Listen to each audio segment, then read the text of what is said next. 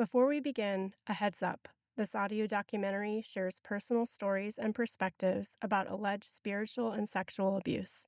Some content is mature and may be graphic. Listener discretion is advised. If you feel overwhelmed while listening, please pause and seek support from a trusted friend or professional. Parents and guardians, please preview before sharing with minors.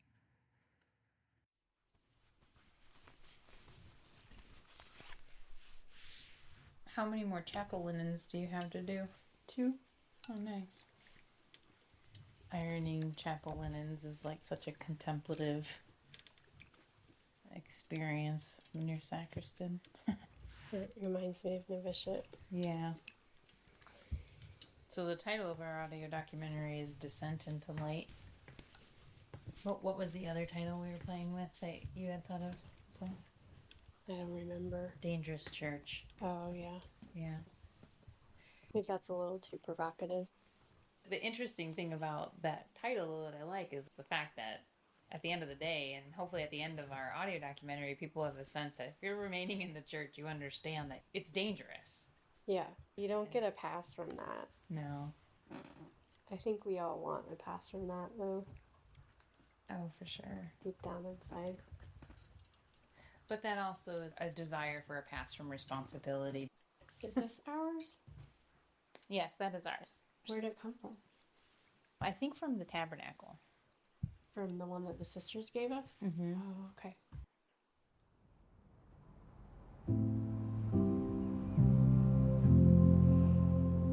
Hi, everyone. This is Sister Theresa Aletheia.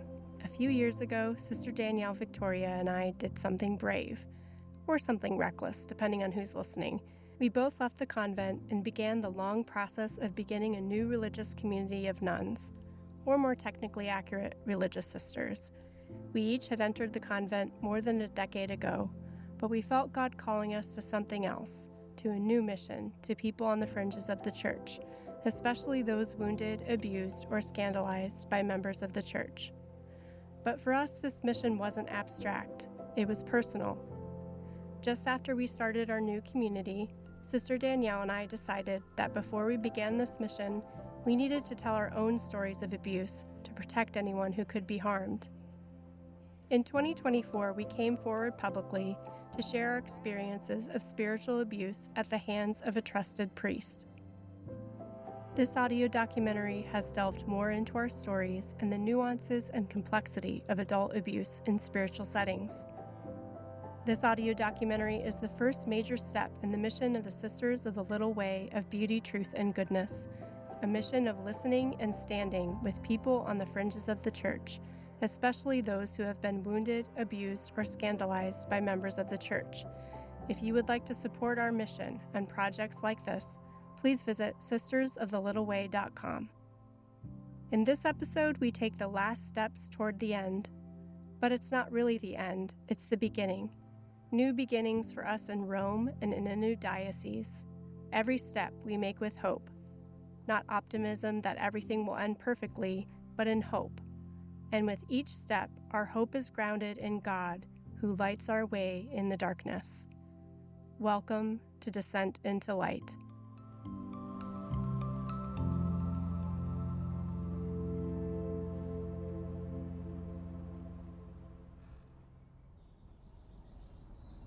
So in those months before we went to Rome and we still hadn't found a bishop, I mean, this is going to sound silly, but one of the things that I worried about was what I was going to wear because, we'd worn a habit for over a decade and you get used to that. And I also knew that Italians are a little bit more put together than Americans. So I just thought to myself, what are we going to wear if we have to go over there without a habit? That was overwhelming. I mean, I gotta admit, I like me a Ronald McDonald wardrobe. Yes, me too. It's really important to me. On the most human and practical level, I enjoy wearing the same thing every day. But it was also, on another level, like a moment to discern again whether this was a call to a ministry or a call to a vocation as a consecrated religious sister. And it was also in that an opportunity to detach Even just the practicality of the simplicity of wearing the same thing every day. It was such a moment of utter powerlessness where we really were being emptied of things, but there was something that remained. What resonated the most in all of that was that we were called to do this as consecrated women. Some of you might be wondering, why was it so hard to find a bishop? With so few religious sisters these days, wouldn't any bishop be eager to welcome a new religious community? We wish it were that simple. Welcoming a new community isn't just a matter of saying yes, it's a serious commitment. It means taking on the responsibility of oversight, ensuring the community is spiritually, emotionally, and structurally healthy. That alone is no small task. But our mission added another layer of complexity. As we've shared, our work centers around listening to survivors and speaking openly about abuse in the church. And for many bishops, that's not just sensitive, it's radioactive. Embracing that kind of mission means taking real risks, risking backlash, misunderstanding, and conflict. It means stepping into uncomfortable conversations that most people would rather avoid.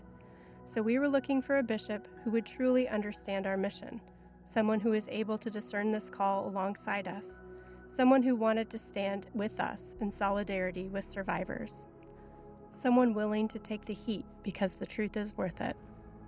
We didn't know if we would find someone like this, especially in a matter of months, but we prayed and we trusted that if God was calling us to this, He would make a way. In this last episode, we enter the last stage of grief, hope. We're not entering the shiny, fluorescent lights of a hope based on a forced optimism. No, we have descended through the darkness to discover the soft light of a resurrected hope, a hope grounded in the God who is with us no matter what happens, the God who doesn't make everything perfect, but who lifts obstacle after obstacle in our journey, the God of light who remains with us in the darkness and who guides us through it. This is Descent into Light. Welcome to Episode 8, Hope Illumines the Dark.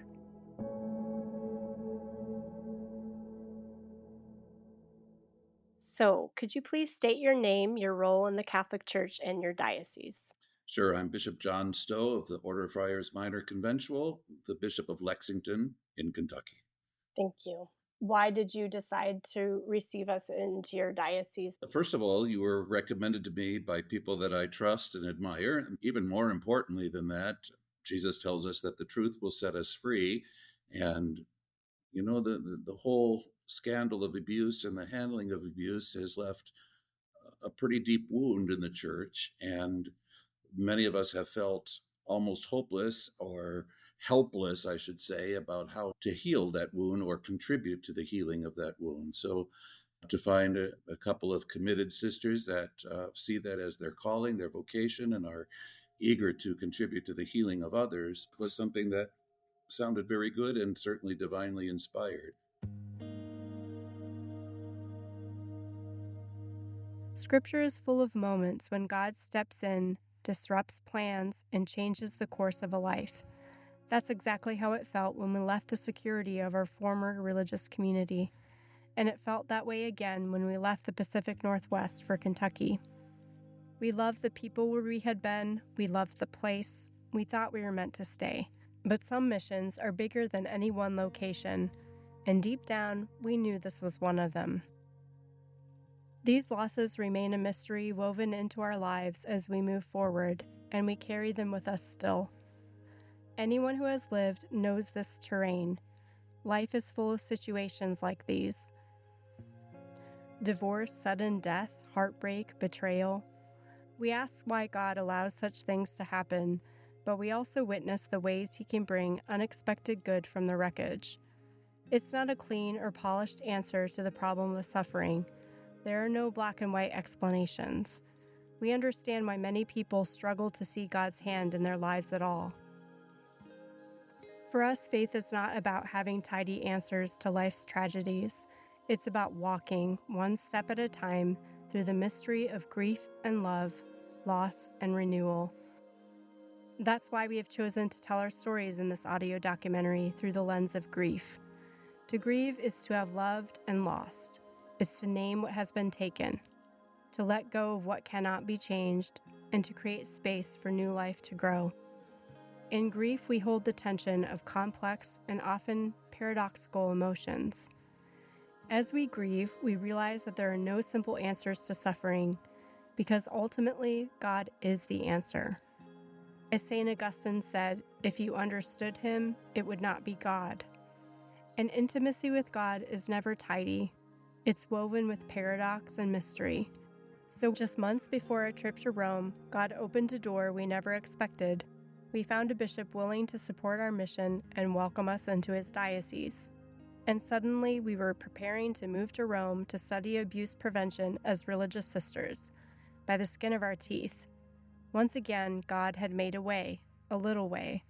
So 1 month before our flight to Rome, we packed up everything and moved across the country.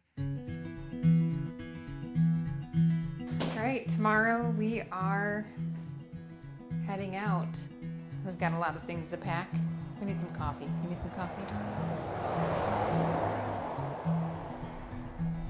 Where are we? Miles City. We're in Miles City, Montana.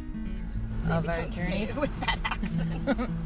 Okay, I was probably saying that in a Michigan accent. That's why that sounded weird. Take 25. All right, we're day 2 in our trip, moving across country to ? Oh yeah, we can say it. By the time it comes out. That's true. All right, we're going to Kentucky, all right? We're going to Kentucky. We're going to Lexington, Kentucky, under Bishop Stowe.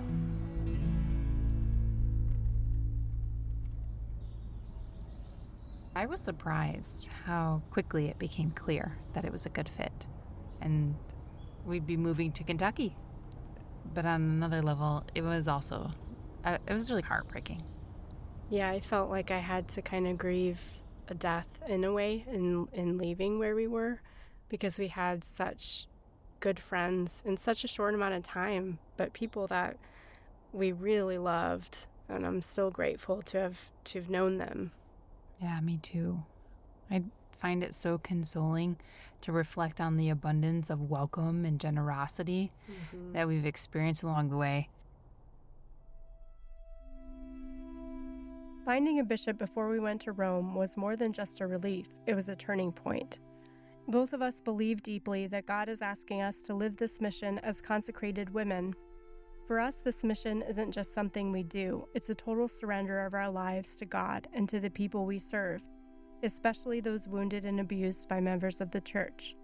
So we weren't just looking for any bishop, we were searching for someone who believed not only in what we were doing, but in how we felt called to do it, with honesty, boldness, and unwavering fidelity to God and to those we serve, especially survivors of abuse. We found that in Bishop John Stowe. Here he shares why our mission to reach those on the fringes of the church, especially survivors of abuse, is one he believes is worth supporting. Pope Francis used to speak about the peripheries, and we speak in Catholic social teaching about the marginalized, and that's all included in these fringes. I think what Pope Francis has taught us by his example is that people on the fringes are most important to the mission of the church and are a special object of Christ's care and concern. And so it makes perfect sense to me that we would be eager to reach out to people who are in need in any case, and then more so when people's own suffering was caused by members of the church or the church's leadership or clergy. It also makes it difficult sometimes to reach out to those people because nobody wants to go to the source of their hurt. You know, I think the preponderance of cases of abuse by clergy were perpetrated by clergy, meaning men. And there are some examples of religious women, but they're far less in number. And very often women can reach people in need of healing in ways that men can't. And that might be a bit of a stereotype, but I think it's based in a truth that I've seen myself. In the United States, the dominant Anglo-white culture doesn't want to hear about slavery, doesn't want to hear about reparations, doesn't want to hear about a background that is inconvenient to be reminded of. In the church, We don't want to hear anymore about abuse, even though it's in front of us and it has to be dealt with. And those who have no choice but to live the consequences of that day in and day out should have access to ministers that will help them in the healing process, and at the very least, in the listening process. So part of our mission is to our own people. It's been repeated these days that whereas Jesus said, leave the 99 and go after the one lost sheep, sometimes it's the one sheep that's in church and there's 99 that are outside that need attention, and we'll find out why they're not inside. And very often it's some consequence of abuse, whether it happened to them personally or they were just harmed by knowing that it could happen in their church. I'm afraid we'll never put this behind us if we can't come to terms with it and look at root causes. But it really is important, as you're doing, to talk about these things, to acknowledge them. Why would the institution that gave the world universities and has made so much great contributions to science over the years be afraid of asking questions? That should not be part of who we are. But when we get into a blind kind of obedience, or just don't question that, don't shake the boat, we're already in danger. The way forward has to be integrity. The way forward has to be owning our sins as well as owning our deficiencies, and being open and honest and recognizing that we are sinners seeking wholeness and seeking conversion constantly. At this point in our audio documentary, it should be clear that preventing abuse would be difficult in any institution, not just the Catholic Church. Whether it's identifying grooming, confronting victim blaming, or recognizing that abuse is more than just bad apples, the instinct to protect the institution over the vulnerable is a deeply human one.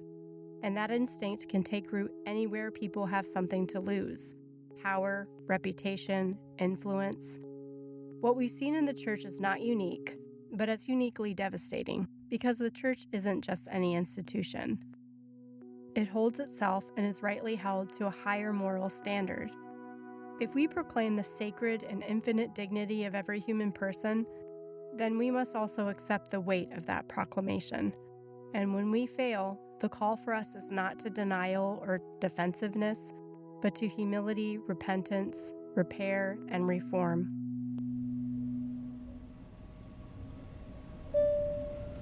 When I got on that plane and I sat in my seat, I remember just exhaling and feeling like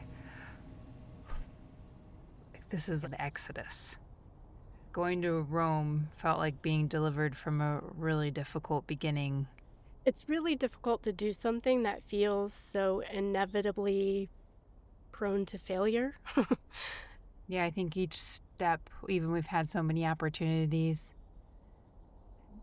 to have our hearts examined, but as each step forward has been able to happen, it's felt like God's authority was confirming each new moment. Yeah, it feels like God is doing something and God is responding to this in the church, not just through us, but through so many people that we've met. And going to Rome was a really amazing opportunity to meet some of those people and to broaden our perspective. It was such a relief to have those 6 months being away, studying in Rome, and knowing that we had a roof over our heads in a convent, like a home back in the United States, waiting for us. I just remember feeling this incredible gratitude. I felt so much gratitude the whole time we were in Rome. And then the classes, that at times they were really frustrating and discouraging. But even that was a teacher. I learned so much through that entire time. I think that really was what we went there for, was to kind of live in that tension. I mean, that really was our biggest teacher. And I came back understanding so much more about abuse in the church, just in general, but worldwide. It really made this audio documentary possible in so many ways. Mm-hmm. Okay, here we are in our final episode, and we're just going to lay our cards on the table. We believe that the church must do two major things to address abuse, especially adult abuse. First, clarify canon law and the processes around it. Second, change hearts. That's it. Change law and change hearts. Sounds simple, right? Of course, we all know that it's not. Reform, especially in an institution as old as the church, is never easy. And while clarifying canon law falls largely to bishops and Vatican officials, the work of transforming hearts and reshaping culture, that's on all of us. We'll talk more about that second part soon, the work that belongs to all of us. But first, let's begin with canon law. In our last episode, we began talking about one of the main legal challenges in addressing adult abuse, how the term vulnerable adult is defined in canon law. To help us understand what's at stake, we spoke with Dr. Julie Hanlon Rubio, a professor of Christian social ethics at the Jesuit School of Theology in Berkeley. She is the co-author with Dr. Paul Schutz of an interdisciplinary study on clericalism called Beyond Bad Apples. And she recently completed her term on the National Review Board, a lay board of advisors who help the U.S. bishops implement their strategies to protect children and young people from sexual abuse. Here's what she had to say. We are in an interesting time with regard to the question of vulnerable adults. Until recently, a vulnerable adult was one who was essentially developmentally disabled or operating as a child. That was our operative definition. And this remains the operative definition for a lot of the church, including in the US. But in 2019, Pope Francis released a document with a new definition, which is any person in a state of infirmity, physical or mental deficiency, or deprivation of personal liberty, which even occasionally limits their ability to understand or to want or otherwise resist the offense. That's a much broader definition of vulnerability. Seems to suggest that this is something that could almost apply to any adult in the church. And in fact, this would cohere with the way that researchers of sexual violence more generally understand abuse. My students aren't developmentally disabled, but they are in a power relationship with me that would make it always abusive for me, beyond a violation of my marital vows, but always abusive for me to be in any kind of sexual relation with them. So anytime you have those power differentials, there is a problem. Stay with us. This is about to get a little technical, but it's critical. As we've already mentioned, canon law is the Catholic Church's legal system. It's governed church life for centuries, but it also has evolved over time to meet new challenges. As J.D. Flynn explained in our last episode, a lot of positive changes in canon law have been made that apply to adult abuse. One crucial change that Pope Francis made in Vos Estis Lux Mundi in 2019 was to expand the definition of a vulnerable adult to include adults without cognitive or physical limitations. In 2023, Pope Francis revised Vos Estis and made the changes permanent. These changes were a major step forward, but here's the problem. This broader understanding of vulnerability hasn't yet been fully applied in practice. Most diocesan policies, both in the U.S. and around the world, still narrowly define vulnerable adults in such a way that most adults are excluded. This narrow definition ignores the reality that many adults can be in vulnerable situations simply because of power dynamics. And when diocesan policies don't recognize that, cases involving adult abuse can fall through the cracks. That's why experts in the field are urging bishops to create clear guidelines that apply the Vos Estis reforms in real-world situations. Guidelines that name specific scenarios where a person can be vulnerable to manipulation or coercion in a pastoral or spiritual relationship. So what's the way forward? Dr. Rubio explains why the time to act is now. It's clear to me that the U.S. Church has to act in order to really deal with the problem of adult abuse. It's a matter of credibility and it's a matter of justice. There are a number of paths we could take. One is the bishops could choose to revise the Charter for the Protection of Children and Young People, and they could include adults' abuse in that document. They could also keep that document as it is, and they could issue a new document with separate processes and a separate analysis for adults. And then along with that, I would say they would need to empower the National Review Board, which I've been serving on for the last 4 years, or have a new body of lay experts, which would have oversight, because the role of the National Review Board is really important. And right now, that role is limited to abuse of minors. But we need that with adults as well, especially because there is greater understanding among lay people of this problem. Recently, some bishops' conferences have acted. For instance, the French bishops just recently designed a new process for dealing with vulnerable adults, but the US bishops have yet to do so. So we know, I think lay people know, and priests and bishops often know as well that this is a problem, but there are blind spots that prevent us from acting, including a blind spot that suggests that these incidents could be consensual or should be viewed as only a breach of vows. And that is making it difficult for us to name and to deal with the abuse of adults. There are definitely dioceses that are forging ahead without guidance from the USCCB.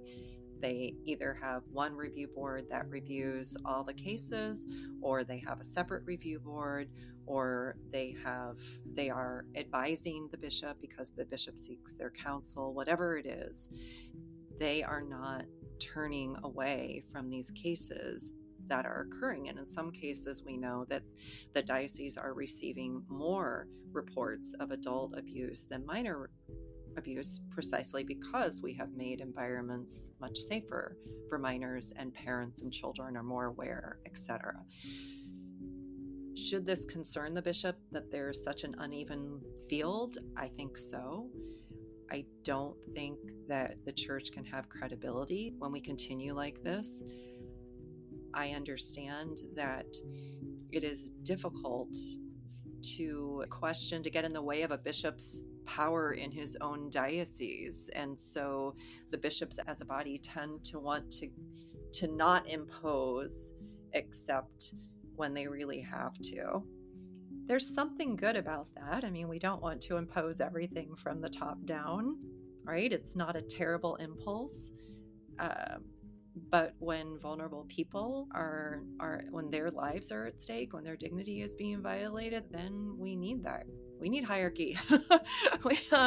we need some action. So my hope is that the bishops will hear what is going on in society, in the universal church, in their own churches, and take action together.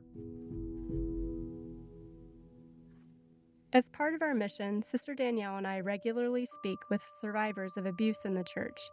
And like Dr. Rubio, we've seen firsthand how urgent this issue has become, not just because people are suffering, but because failing to address this continues to erode the church's credibility. The Catholic Church has made important strides in creating policies to protect minors from abuse.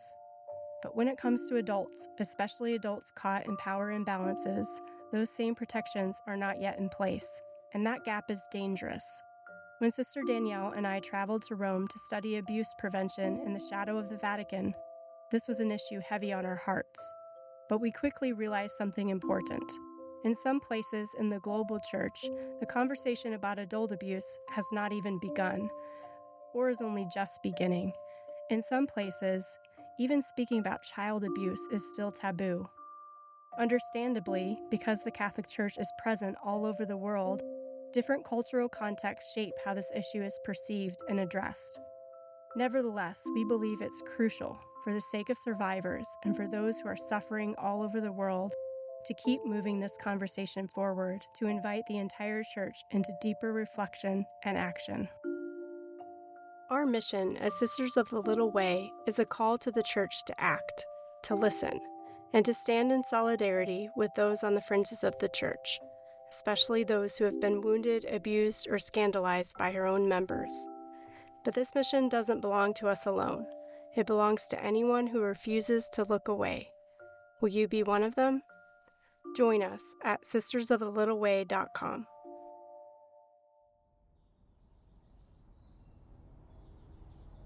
The thing that I really appreciated about our studies in Rome was learning about just different contexts and the reality of abuse in different cultures and different countries, different legal systems, political systems. I just learned a whole lot.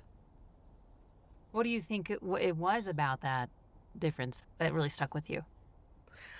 I think it just helped me to understand why certain things happen in different contexts, because of different cultural views, but also because of different legal realities. I think we're really lucky in the United States in a sense because our legal system and the civil response to abuse is fairly strong. It's obviously not perfect, but in some countries, we just heard stories where a bribe can get someone out in a day for something as serious as an abuse of a child. So it just helped me to see the worldwide reality that we're grappling with in the church. I think before we went to Rome, we knew our work was controversial, but we weren't really always sure why exactly. And now it seems clear why. There's just so much difference, like all across the world, in regards to this issue. And it's not always clear in almost all circumstances who is even responsible. The antidote is accountability. One of the ongoing pieces from the synod, something we'll have to work on in the diocese here, is how are bishops going to be held accountable? And I think in religious life, it's coming next. How are, superiors going to be held accountable? I'm really grateful that the religious formation I received, we always learned about obedience in the context of accountability, and that, if you were in a position of authority, you also had to be obedient, and not just going up the ladder, and not just obedient to God, whom we can recreate in our own image all the time to agree with us, but obedience to the community that you're called to serve and lead. Francis himself made it possible that cardinals could be tried, even in the Vatican courts. Well, that was a new thing. We're breaking down some of those old layers of privilege that really meant lack of accountability. But it's not going to change overnight. It's a big institution with a 2,000-year history. When it comes to abuse prevention in the church, accountability is one of the most important and most challenging parts of the conversation. Not just accountability for those who cause harm, but also for how the church responds. Part of the difficulty is that the church is a global institution with a structure that can move slowly, especially when trying to balance justice and due process. But creating a safer church requires more than just policies.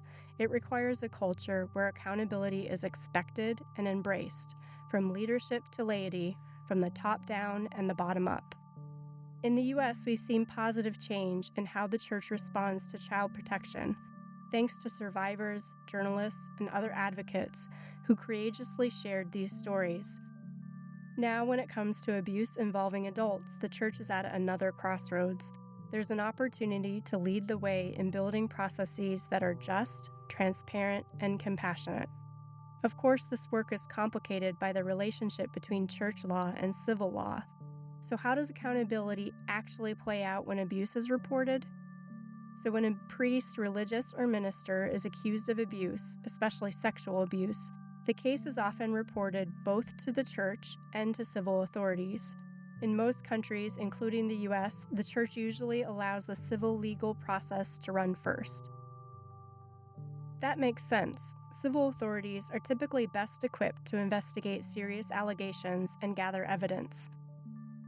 But the church also operates globally, and in some parts of the world, civil legal systems are not always reliable. That's why canon law, the church's own legal system, remains essential. Canon law allows the church to respond to misconduct and abuse even when civil courts cannot. In the U.S., bishops typically wait until civil investigations conclude before beginning canonical procedures. That's a prudent approach in many cases, but it can create inconsistencies, especially when civil laws vary so widely from country to country, and even within the United States from state to state.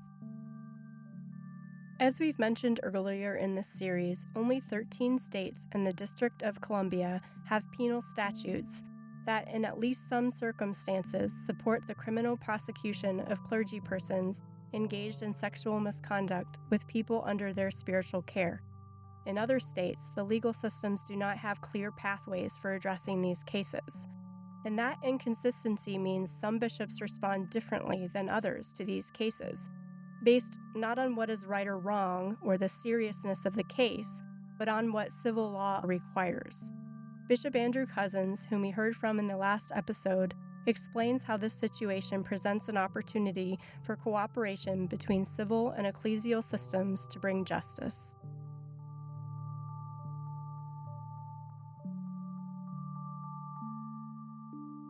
One, I do think we need to recognize what's happening in the criminal statutes, which I think is helpful.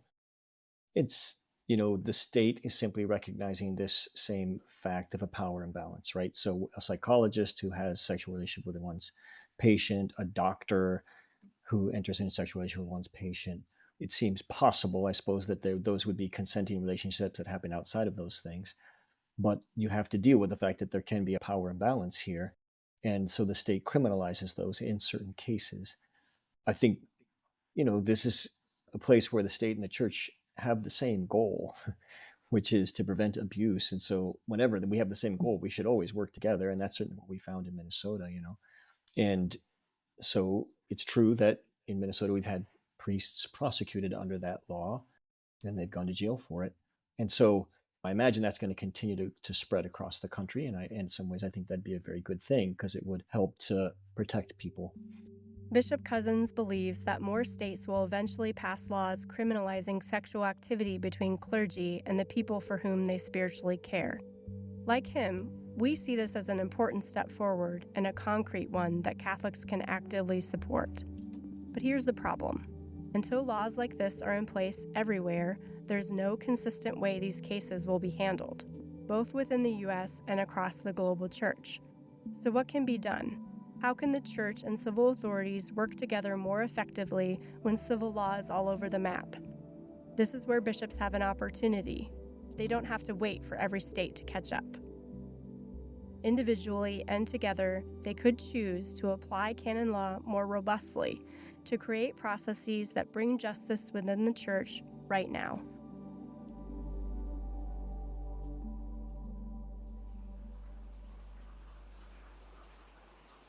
When people ask us about how the experience was studying in Rome, I kind of hesitate because there's so many amazing things that we learned. But really, it was really discouraging in a lot of ways to study abuse prevention.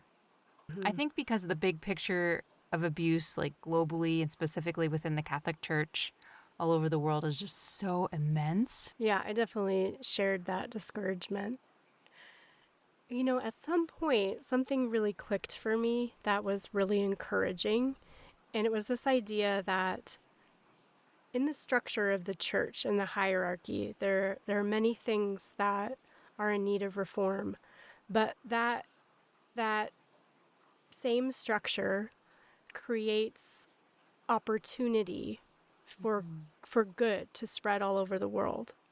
And that was something that I didn't really think about, but yeah, and I think I that broader context helped me understand that what unfolded in the United States around abuse has had a ripple effect throughout the world. And the revelations, the changing of canon law, all of these different things has created positive change. And so now, because of what happened in the U.S., there's the Catholic Church is training people all over the world in safeguarding. One of the things I hadn't considered was, though there's a lot of work that needs to be done in these countries, it's international religious communities that are at the forefront of safeguarding in Africa, because they've had to confront cases of abuse in other parts of the world. Mm-hmm. So they've really implemented processes and procedures and are at the level of trying to build a culture of safeguarding.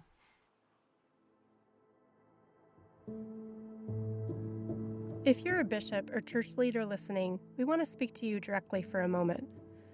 First of all, thank you for staying with us through this series. These conversations are not easy, but they matter. They matter to survivors, to the church, and they matter to Jesus. Right now, the church is at a crossroads, standing before an historic opportunity to confront adult abuse. As with the child abuse crisis, you face a choice. You can wait for outside forces, journalists, civil authorities, public outrage to force change. Or you can lead. You can choose the harder, holier path, to act not out of fear or self-protection, but out of love, truth, and the gospel imperative to protect the vulnerable. Gospel leadership requires more than new policies or better training. It means breaking from the patterns that lead to cover-ups, victim blaming, and scapegoating.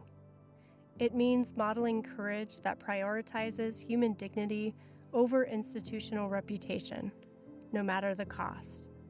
And most importantly, it means listening to survivors and those wounded by abuse in the church.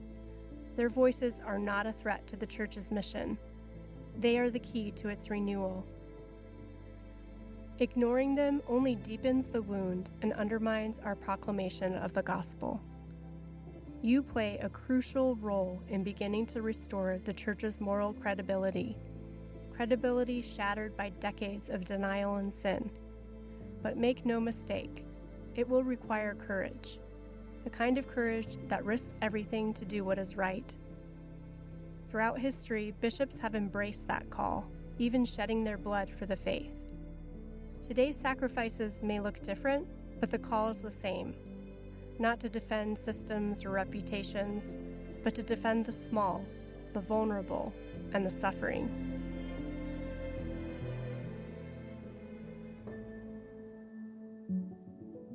That is the heart of the gospel, and it is the only path to restoring trust. We are not naive about what we're asking. We know it could cost you everything, but some things are worth risking everything for, and protecting God's people is one of them. Taking these risks will not weaken the church. It will purify it. It will make it more Christ-like. As St. Charles Borromeo, the patron saint of bishops, once said, "Do not be so forgetful of your priesthood that you prefer a late death to a holy one."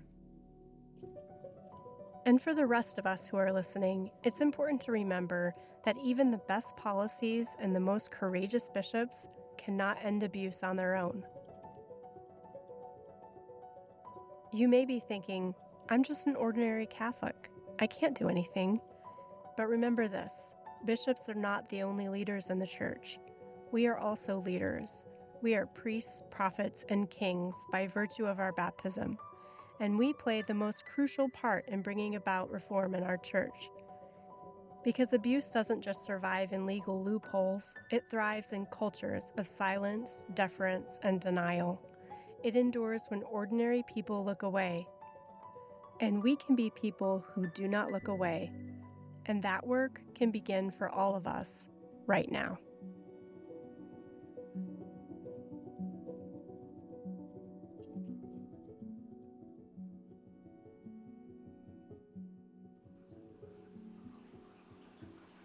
While we were in Rome, what really hit home for me was this reality that we're the only religious, really, and also like the only women religious, whose charism and spirituality and mission really is focused in this area of safeguarding. Yeah, and honestly, the more we studied the history of abuse prevention and safeguarding, that it became a lot clearer to me why no one else has done this. I mean, obviously we feel called to do this by God, but I mean, who wants to tackle something like this? Definitely not me. Yeah. I face my limitations and failure in this every single day.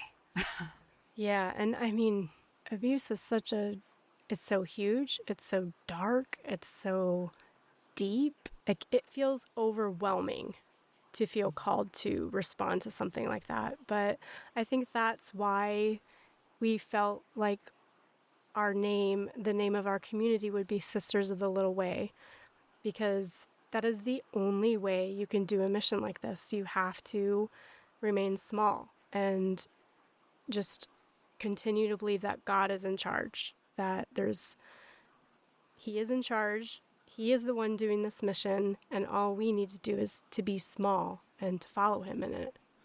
Yeah, that is my sole consolation in taking up this work, that it's really God's church. And I'm resolved to spend the rest of my life trying to help His church become more human. I mean, just so that we can let God be God.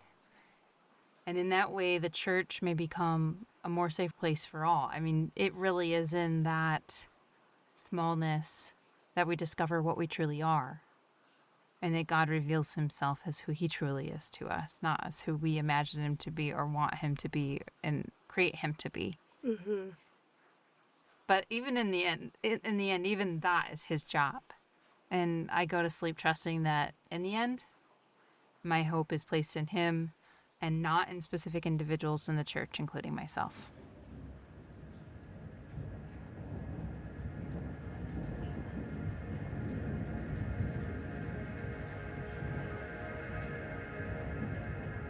When Sister Danielle Victoria and I make our vows as Sisters of the Little Way, we pray a simple but powerful prayer.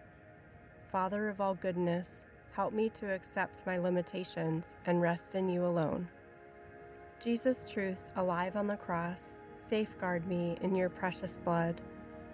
Holy Spirit, form me in the harmonizing power of Your beauty. O God, You who are goodness, truth, and beauty itself, give me the grace to walk humbly in the little way of beauty, truth, and goodness, for love of You, and for the continual renewal of Your church. Living this little way means honoring our human limits and entrusting ourselves to God's transforming love. It's here, in humility, that God shapes our lives. And we believe that this transformation isn't just personal, it's essential to creating a safer church. A truly safe church is not sterile or inhuman. It's a community of people actively choosing integrity over convenience, courage over silence. Because safety doesn't come only from removing wrongdoers or writing better policies, it comes from a culture where abuse can't take root, a culture where accountability is woven into daily life, and where we live honestly with the reality of sin and free will.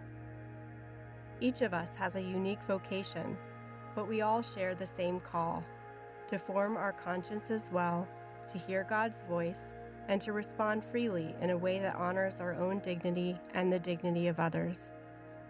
This is how we witness to the truth that we are made for heaven, not just for this life. As the Church's tradition of memento mori reminds us, remember, you will die. That continual awareness of our inevitable death gives us the courage to live with integrity now, trusting that death is not the final word. Living in this hope also means facing our vulnerability before God and before one another. No matter who we are or what role we play in the church, we're called to protect the dignity of our neighbor, and in protecting theirs, we safeguard our own. When we do this, even in the darkest valleys, we're not alone. We become living witnesses to Christ, our light and our life. You might think, I'm just one person, what difference can I make? But the truth is, you matter. Renewal is not just the work of bishops or church leaders, it belongs to all of us. One concrete way that we would like to invite you to take on the weight that survivors often carry alone is to offer an hour of prayer for survivors and for the prevention of abuse in the church. You can find out more at sistersofthelittleWay.com. But prayer is not enough. We need more concrete action, both from church leadership and from laity in the area of abuse prevention. Dr. Rubio gives some practical suggestions that we all can act on. So what else might we do on the ground? We could revise the training materials for church employees and volunteers to include the best research on the sexual abuse of adults. So everyone who's working for the church, volunteering with the church, goes through these training modules. We could at least include material. We could train victims assistance coordinators and diocesan review boards to respond to adult abuse and review cases. We know they're receiving those cases, they're receiving notifications, but they don't have training and guidance. Really important as well is to include in the formation of clergy and other ecclesial leaders, ministerial leaders, more material on things like healthy sexual integration, friendship, gender, and the healthy use of power. All of these kind of things can be integrated into formation programs, and they would have an impact not just on the abuse of minors, but also on the abuse of adults. And then finally, I think we can use parishes as places of formation for all Catholics. I can still remember going to the safe environment training for the first time that I had to take because I was working with kids and when my kids were young in my parish. And I remember thinking, I was with a lot of coaches, a lot of male coaches. I remember thinking, I've been studying this as a researcher, but I wonder how often, especially the men in this room, have been in this kind of conversation. And what an interesting space it is. And what more could be done if we really provided a space for people to learn the best research on sexual violence more generally, speak about their own experiences, and learn together how to really create a healthier and safer environment. There's a lot of potential there. And I would stress that this as well as the other last things that I mentioned are things that perhaps can be done from the bottom up rather than from the top down. So we can act now regardless of what the bishops choose to do. When we simply accept church culture as it is, without acknowledging the areas that need reform, we may unintentionally become part of the problem. This is in part why the call to renewal isn't just for bishops or priests. It's something that all of us share. That means when we see a priest struggling with boundaries or relationships, we shouldn't assume he has it all figured out.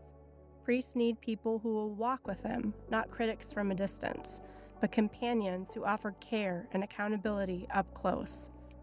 If you witness something concerning from a priest or anyone in church leadership, if you feel safe doing so, consider speaking up. Sometimes a simple conversation can be what helps someone to grow. And here's something that often gets overlooked. Creating safer church environments isn't just about protecting people from potential harm. It's about creating spaces where everyone, including priests, can thrive. Sister Danielle and I have heard from priests who quietly live in fear under the pressure of sterile, safeguarding policies and attitudes that leave little room for misunderstanding and human mistakes. They worry that one perceived misstep could lead to their removal from ministry. So fairness and due process are not just legal ideals, they're essential to any safe system.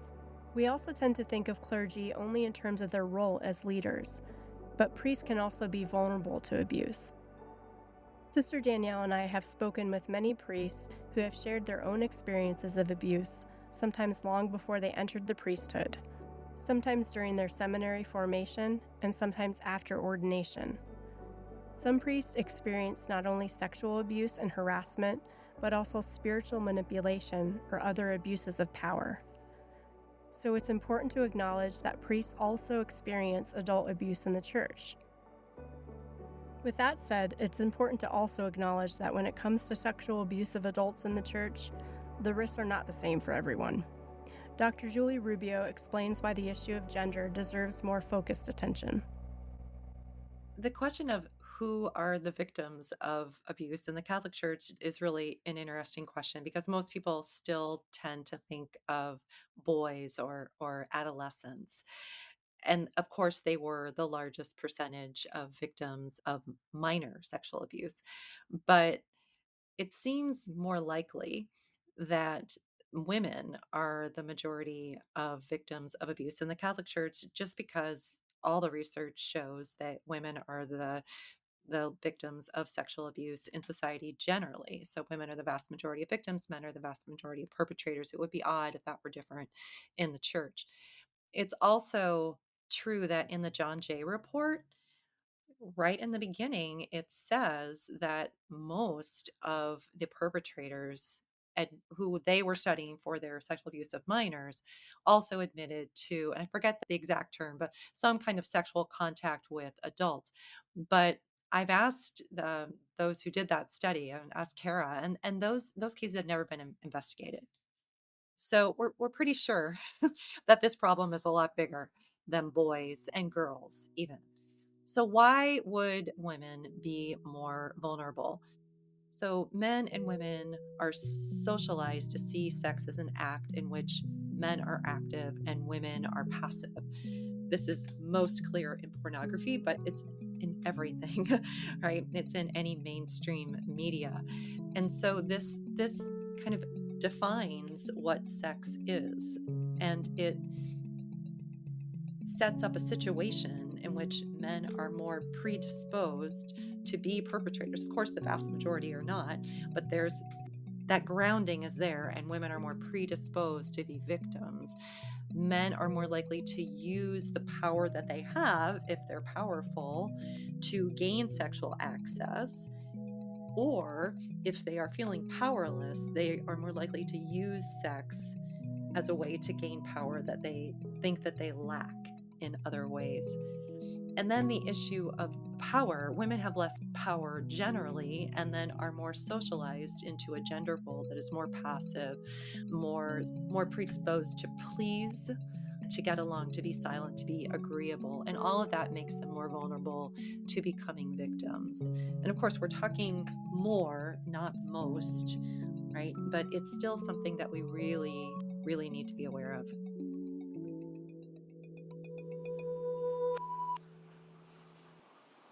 Something that I've thought about a lot as I think about how my view of the church has changed since everything happened with Father Dave. I think one of the biggest things is that I had a view of the church that was, I would say, kind of triumphalistic. Like I defended her. I wanted the church to be right all the time. I realized that was more about me than it was about anything else. It's a need in me. And I think when we have that need, we push abuse to the side. Like it becomes a side issue. And I cared about it, but it has to be a side issue if you need to have a certain view of the reality in the church. I think a lot of people are in that place. Like they want to belong to something that's good and true and it's beautiful. And abuse is evil, manipulative, and ugly. Yeah. So I can understand why people dissociate from that.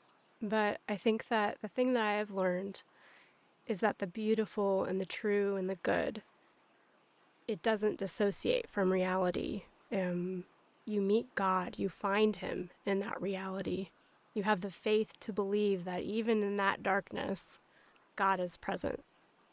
I think in God's faithfulness, he doesn't allow us to escape that truth. That like knowing what is good and true and beautiful actually brings you deeper into mystery, which is a darkness, really, you know? And even in the darkest aspects of reality, the triumph is really that we discover God is there. We find light. And that's been the good news of my journey.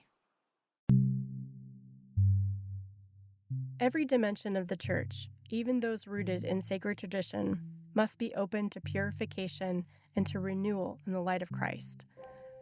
To say this is not a betrayal of the faith, it's a deeper fidelity to it. This distinction was articulated powerfully by Cardinal Joseph Ratzinger before he became Pope Benedict XVI, when he made a critical distinction between two kinds of reform. One he calls self-made and the other authentic. Self-made reform, Ratzinger argued, is driven by human agendas, projects, programs, and activism for its own sake. It piles on activity after activity, but leaves the deeper issues untouched.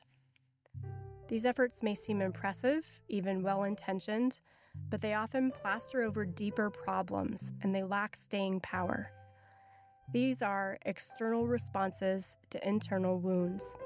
True reform, by contrast, is subtractive. It doesn't add, it removes. Ratzinger draws on an image from St. Bonaventure by saying that true reform is like the work of a sculptor. The artist doesn't build the statue by adding material, he reveals it by chiseling away what does not belong. What's essential is already there, waiting to be revealed. This is reform not as innovation, but as revelation, not as construction, but as ablatio, or removal of the excess, the corruption, the distortion. Ratzinger wasn't speaking only about individual conversion when he spoke of this kind of reform. He was speaking structurally, because sin is not merely personal, it can be structural, it can be cultural, it can be institutional. And if we are serious about preventing abuse in the church, then we must be just as serious about reforming not only persons, but patterns, structures, systems, and assumptions that allow abuse to take root and to remain hidden. When we first began confronting the reality of abuse, not just in the church and in wider world, but the abuse that I experienced, the isolation I felt was really a defining experience for me. The best way that I can describe it is it was like being thrust into the solitude of my conscience. So I think abuse is not just a violence in general. It's a serious violence in so many ways, but it's also a violence to the interior life, really. You enter into a space that you never wanted to enter. You never asked for it. It just happens to you. And I never felt like God willed this or, God wanted this for me. I knew that he did not want this to happen to me. But he was with me in it. He entered into that space that I never wanted to enter myself. He entered into that darkness with me. And I think that's who God has been to me in this.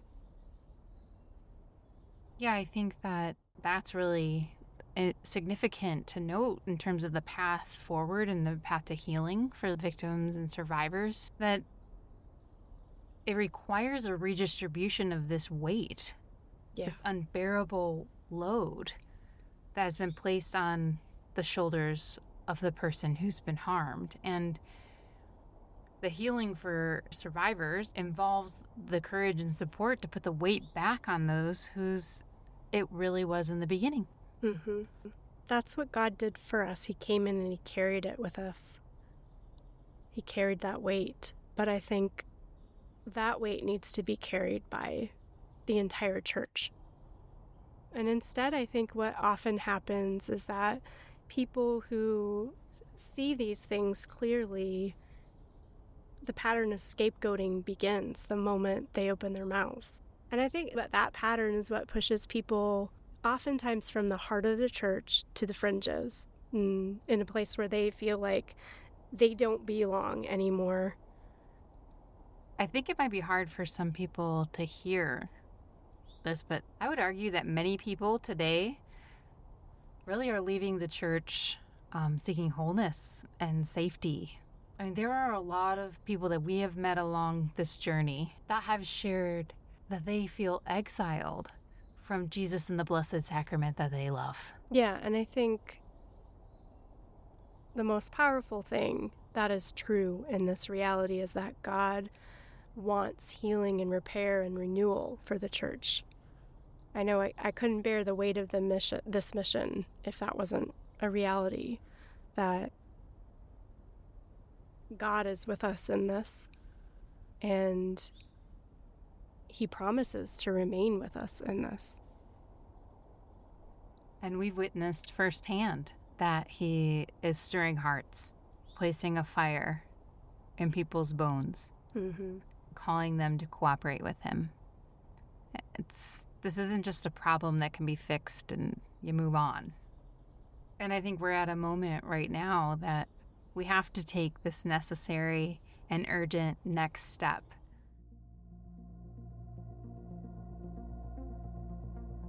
Pope Leo XIV has said that there is, quote, an urgent need to establish a culture of prevention throughout the church that does not tolerate any form of abuse, not of power, not of conscience, not of authority, not of the spiritual, and not of sex.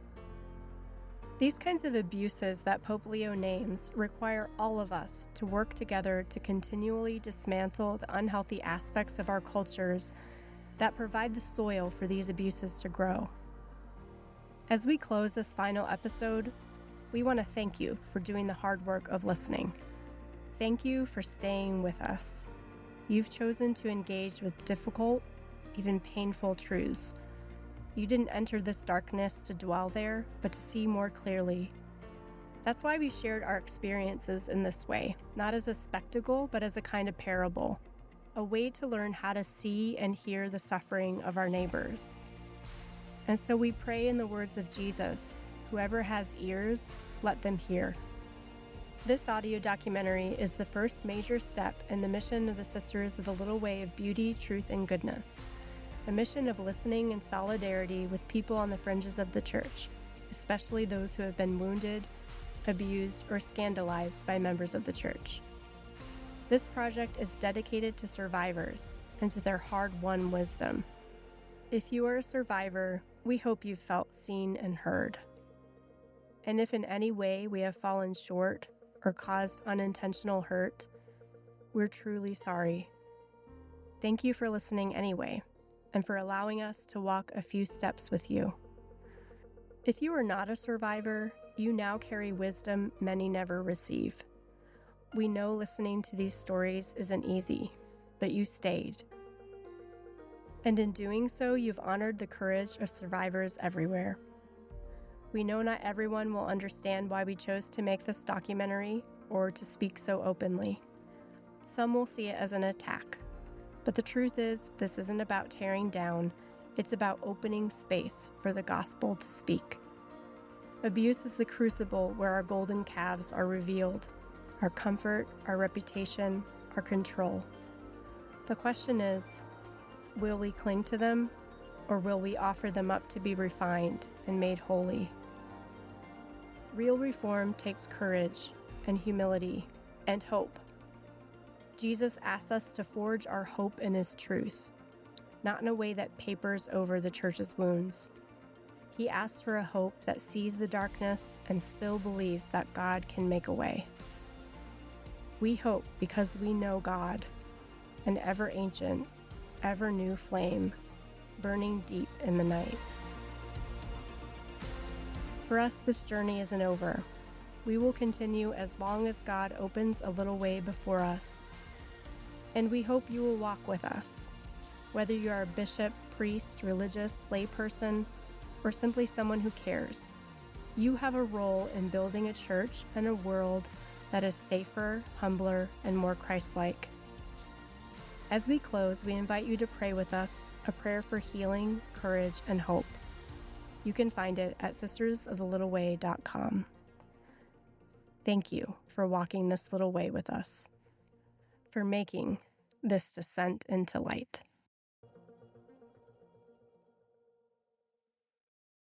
Woe to those in the church who use spiritual authority entrusted to them by God in a way that wounds, abuses, or scandalizes others.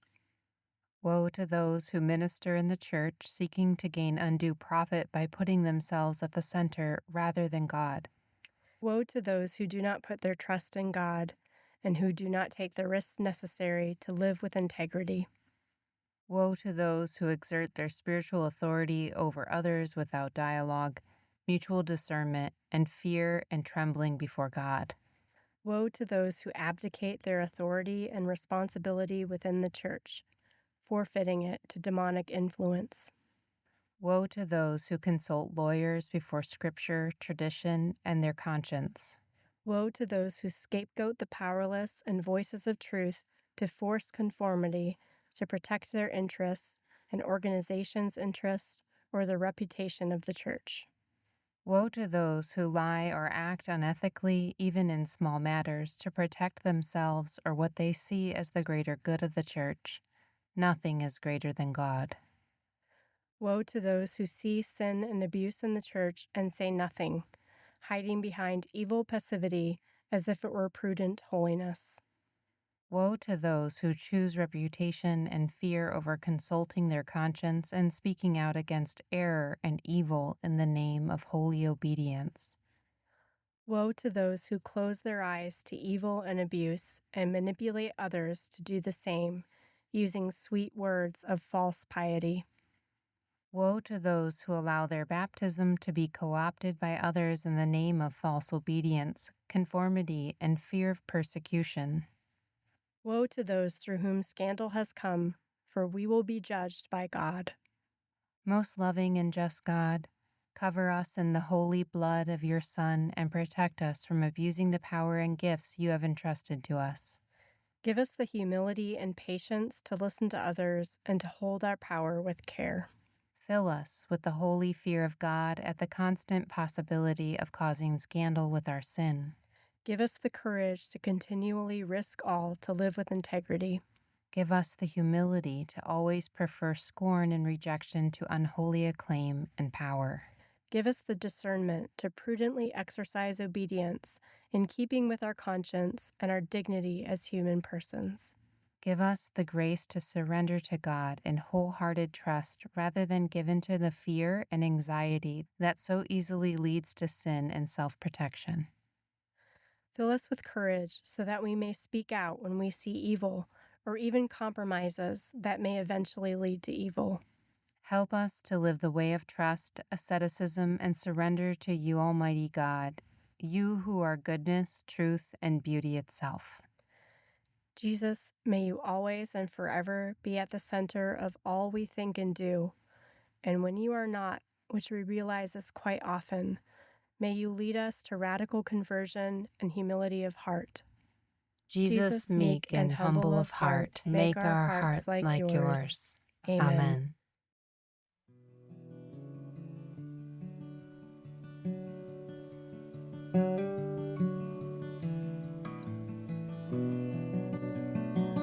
And this corruption is the kind no righteous mind can fathom. I give my grace and peace to you, if only you will have them. New fruit from a new tree, to untar the knots of Adam that choke this body. This is my body.